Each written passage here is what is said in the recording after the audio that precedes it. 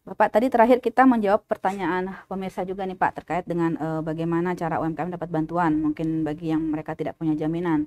Itu tadi sebenarnya sudah disampaikan di awal dan memang ada penekanan bahwa yang penting usahanya ini Pak ya lengkap, Misalnya tertata, tertata lah ya, tertata, termanajemen dengan baik, iya, terutama keuangannya ya, keuangannya, ya, pembukuannya, sehingga kalau soal jaminan ini mungkin masih bisa di ini Pak ya, sebenarnya. di kalau usahanya berjalan bagus mungkin masih bisa Betul, ada betul, pertimbangan lain Pak ya. betul, betul. Jadi Mhm. salah satu yang dipertimbangkan oleh lembaga keuangan perbankan selain Mhm. jaminan sebenarnya prospek usaha. Prospek usaha. Prospek usaha ini Mhm. tentu saja akan bisa dibaca oleh lembaga keuangan kalau data-datanya sebenarnya Tertib. tertib, ya, Baik. dan tersusun secara sistematis. Di Sistematis. situ salah satu kunci yang menurut saya cara untuk bisa mendapatkan akses pembiayaan dari perbankan. Oke. Nah, mungkin supaya mereka ini terjamin atau lebih mengetahui mungkin bisa mengakses program dari BI Pak ya. Ada, Mungkin ada. berkelompok dulu Berkelompok dulu dan untuk juga mengusulkan betul pembinaan. pembinaan ya. Jadi kami juga membina dari yang sebenarnya udah lumayan maju dengan yang Baru subsisten, baru bergerak. baru Jadi dan kami sebenarnya tidak hanya kami, tapi kami juga kerjasama dengan Dinas Koperasi UMKM dari provinsi dan kabupaten dan juga dari Dekranasda. Jadi binaan-binaan mereka bisa menjadi istilahnya peserta dari pelatihan-pelatihan yang dilakukan oleh Bank Indonesia. Baik. Terus ini ada lagi dari Juwita Maharani. Ya. Pak, bagaimana cara agar Sasirangan bisa sepopuler batik? Mungkin Bapak ada saran nih. Ngomong-ngomong, author Bapak bagus tuh, dari mana produksinya? Oke. Dia mengamati nih, Pak. Ya, terima kasih, ini pertanyaan yang bagus. Jadi kebetulan saya baru 9 bulan di Banjarmasin, tapi saya bersama teman-teman punya mimpi, Bu, agar Sasirangan ini lebih dikenal secara nasional dan internasional. Jadi seperti batik gitu ya, seperti batik. Orang kalau ke Jawa Tengah, ke Solo udah tahu batik. Sasirangan mungkin sudah dikenal banyak orang, tapi mungkin belum setara itu. Jadi kami sudah melakukan diskusi ya, Bu. Ternyata ada beberapa faktor yang membuat Sasirangan itu bisa berkembang baik. Satu adalah masalah tentu saja kualitas. Ya, kualitas ini kalau bicara kualitas itu harus dimulai dari yang pengrajin, penjelujur, dan juga penjahit dan juga desainer. Dan kalau boleh lagi sebenarnya tambah lagi adalah model-modelnya, gitu loh, Bu. Kecenderungan sekarang bagi konsumen nasional internasional, mereka akan lebih apresiasi kalau wastranya itu dalam bentuk ready to wear. Jadi sesuatu yang sudah bisa digunakan. Seperti yang saya gunakan ini. Ini adalah outer Sasirangan. Dan kemarin terus terang ada berbagai kesempatan di Jakarta saya gunakan. Dan ini menimbulkan pertanyaan.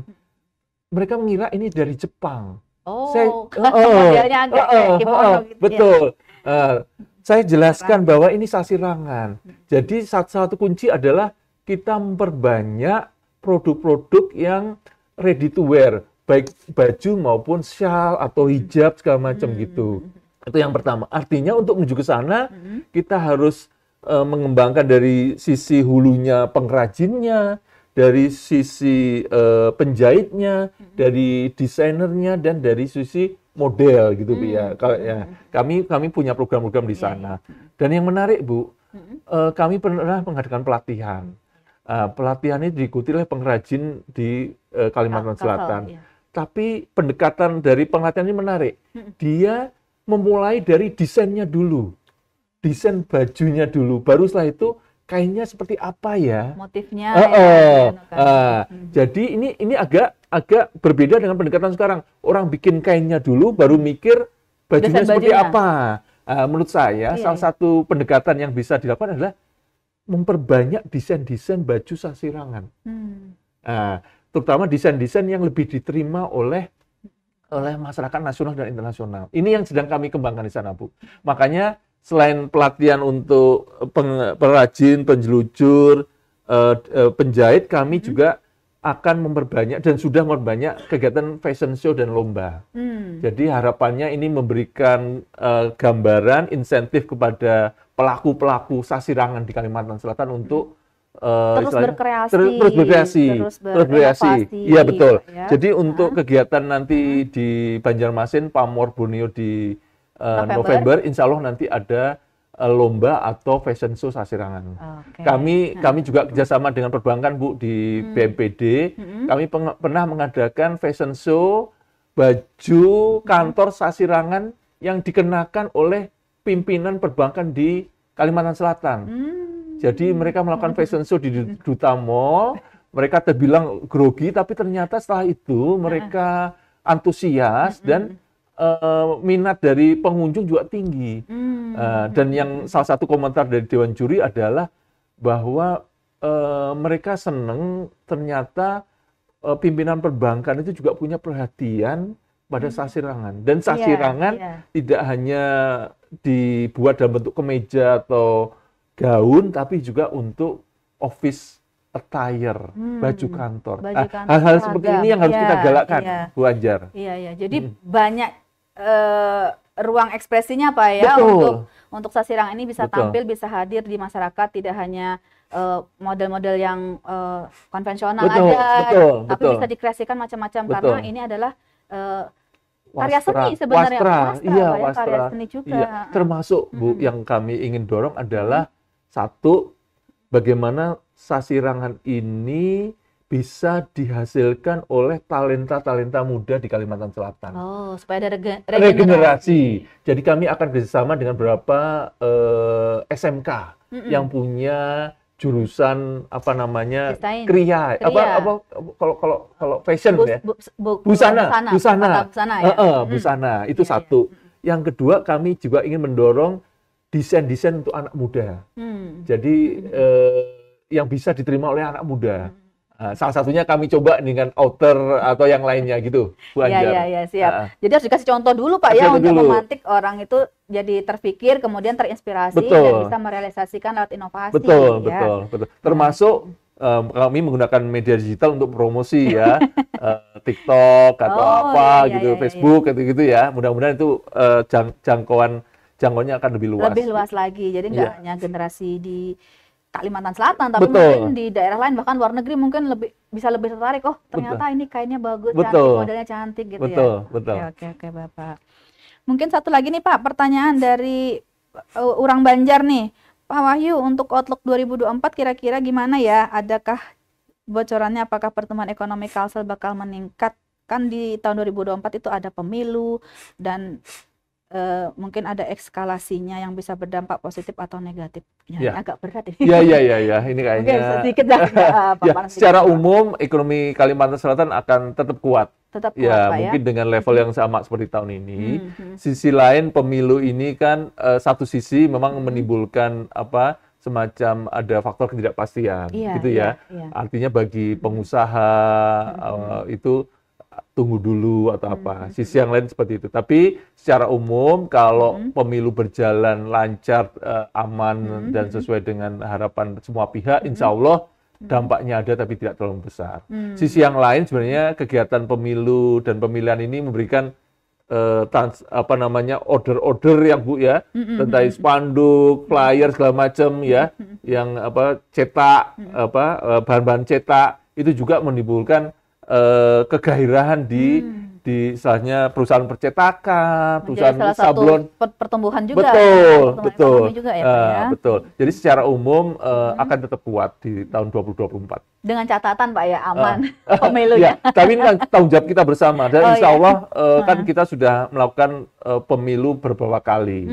Dan sepertinya masyarakat sudah semakin dewasa dan semakin matang. Insya Allah dengan dukungan semua pihak termasuk dari masyarakat dan otoritas akan aman terkendali. Akan aman dan terkendali. Baik. Karena memang tahun 2024 itu ada dua event besar untuk bangsa ini ya. Betul. Pemilu presiden dan legislatif dan pilkada serentak gitu. Itu yang mungkin harus diwaspadai bersama atau mungkin malah jadi peluang ekonomi Pak ya bagi yang yang melek atau misalnya yang peka bisa melihat peluang-peluang di situ ya. Termasuk tentu saja e-commerce dan segala macam itu ya. Insya Allah kok Bu, Indonesia di tengah kondisi global yang nggak baik-baik saja, Tidak. Bu Banjar sering mendengar ya. Alhamdulillah pertumbuhan ekonominya secara nasional tetap baik, gitu ya, sekitar 5%, dengan inflasi terkendali, sekitar 3 dan mudah-mudahan nanti di bawah 3, dan ini insya Allah akan di tahun 24 akan tetap seperti itu. Gitu. Oh, oke. Ada lagi pertanyaan soal stunting ya? Ya, oke. Jadi kalau Stunting, iya, gimana peran boleh, ini terkait boleh Bu. stunting? Jadi gini, jadi sebagai bagian kepedulian sosial kami juga melihat jadi perkembangan ekonomi Kalimantan Selatan cukup kuat tadi ya Bu ya, dan indikator-indikator kesejahteraan masyarakatnya juga membaik, tingkat kemiskinan, angka harapan hidup segala macam itu membaik di Kalimantan Selatan, bahkan lebih baik dari provinsi lain. Tapi memang ada satu hal yang perlu menjadi perhatian bersama adalah angka prevalensi stunting. Di Kalimantan Selatan tahun lalu itu 30%, tapi alhamdulillah tahun 2 tahun yang lalu itu sekitar 30%, tapi alhamdulillah tahun lalu menjadi 24%. Jadi sudah menjadi termasuk provinsi yang bisa menurunkan angka stunting terbesar, dan kalau nggak salah Bapak Gubernur mendapatkan penghargaan atas prestasi itu. Tapi memang angka 24% itu masih di atas rata-rata nasional dan masih di atas target nasional tahun 2024 yaitu 14%. Ini yang menurut kami Bank Indonesia punya kepedulian situ untuk turut mendukung penurunan prevalensi stunting di Kalimantan Selatan. Jadi kami tahun ini menyalurkan di 3 tempat, di Barito Kuala, di Kota Baru, dan terakhir di HSU di Amuntai. Jadi mendukung baik yang terkait dengan, kan stunting ini Bu Anjar, satu terkait dengan asupan, dan yang kedua terkait dengan kesehatan lingkungan. Ya, jadi asupan ini tentunya terutama untuk bayi-bayi yang di bawah 2 tahun. Ini menjadi penting, harus dia lakukan dukungan bantuan, susu dan lain-lain segala macam yang bisa membantu pertumbuhan tinggi badan mereka. Jadi stunting ini adalah ketika anak itu tinggi badannya di bawah rata-rata anak-anak usia mereka. Jadi di usia 2 tahun ini intervensi harus dilakukan, kalau tidak nanti masa depan mereka akan terganggu. Makanya kami memberi bantuan berupa susu, alat-alat kesehatan di 3 tempat ini. Insya Allah tahun depan juga akan kita lanjutkan di tempat-tempat provinsi yang lain. Stunting ini memang jadi program nasional pemerintah pusat Pak ya, jadi semua instansi, tidak hanya pusat, bahkan pemerintah daerah juga berpartisipasi, diminta untuk mengentaskan stunting. Nah, mungkin dari BI sendiri ada pertimbangan khusus nggak untuk pengentasan stunting ini, mungkin terkait pemilihan wilayah tadi, kemudian ke depannya gimana? Iya, jadi kami melihat data, jadi 3 tempat tadi itu termasuk 5 kabupaten di Kalimantan Selatan yang prevalensinya termasuk tinggi. Iya, betul. Jadi masih ada 2 yang lain tinggi, tapi selain ke-5 itu menurut saya juga yang kabupaten yang sudah rendah, tapi kan perlu juga untuk mendorong penurunan itu sampai ke target nasional 14%. Jadi menurut saya ini alhamdulillah berkat kemungkinan Bapak Gubernur, Ibu Bunda gitu ya, ini sudah dilakukan upaya ke sana dan melibatkan berbagai pihak termasuk Bank Indonesia. Menurut saya ini penting karena ini kan masa depan generasi muda Kalimantan Selatan. Bangsa ini, Pak. Betul. Kita ingin menuju Indonesia Emas 2045. Jadi ini harus didukung oleh generasi muda yang tangguh, sehat, ya, yang istilahnya cerdas. Salah satu indikatornya adalah itu bisa didukung kalau prevalensi stuntingnya rendah. Gitu. Baik. Jadi BI ini nggak cuma ngurusin ekonomi ya, tapi juga hal lainnya termasuk stunting, kesehatan. Ini kepedulian sosial, tapi juga gini Bu Anjar ngelihatnya, SDM kan salah satu faktor penting dalam pembangunan ekonomi. Jadi kalau SDM-nya istilahnya tidak baik-baik saja, tentunya kesejahteraan ekonomi, pembangunan ekonomi juga terganggu. Oke, baik Bapak. Menarik sekali pembicaraan kita nih Pak, tapi mungkin waktu juga nih yang membatasi nih Pak. Ya. Tapi mungkin sebelum kita berpisah, mungkin Bapak bisa menyampaikan closing statement terkait bincang-bincang kita pada sore ini, dan mungkin kalau ada yang ingin disampaikan bisa sekalian disampaikan. Silakan. Begini Bu ya, jadi di masa sekarang ini kan kita menghadapi dunia yang berubah.